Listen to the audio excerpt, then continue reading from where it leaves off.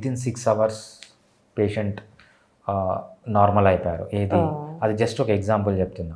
So ఈ neonatal jaundice అనేది within 6 hours normal వచ్చింది. అదే అలోపతి వాళ్ళు 15 డేస్ నుంచి దాన్ని ట్రీట్ చేస్తూనే ఉన్నారన్నమాట.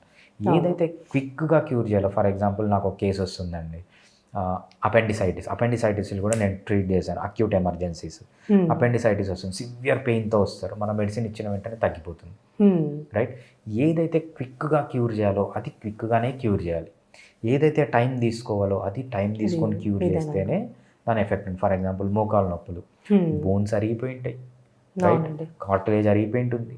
సో ఇవన్నీ మెకానికల్గా అరిగిపోయి ఉంటాయి అనమాట. దాన్ని ట్రీట్ చేయడానికి మనకు టైం పడుతుంది తప్పితే ఏ డిసీజ్ని క్విక్గా క్యూర్ చేయాలో అది హోమియోపతి చాలా క్విక్గా క్యూర్ చేస్తుంది. దేన్ని స్లోగా చేయాలో అది స్లోగా చేస్తుంది. సో హోమియోపతి మెడిసిన్ స్లో అనేది అది ఓన్లీ అపోహ. ఇప్పుడున్న టెక్నాలజీ, ఇప్పుడున్న లేటెస్ట్ రీసెర్చ్ ప్రకారం సో హోమియోపతి చాలా క్విక్గా పనిచేస్తుంది అన్నమాట. క్విక్గా అనడం కంటే మనం ఏంటంటే ఇన్ టైం, ఏ టైంలో పని చేయాలో కరెక్ట్ టైంలో పనిచేస్తుంది.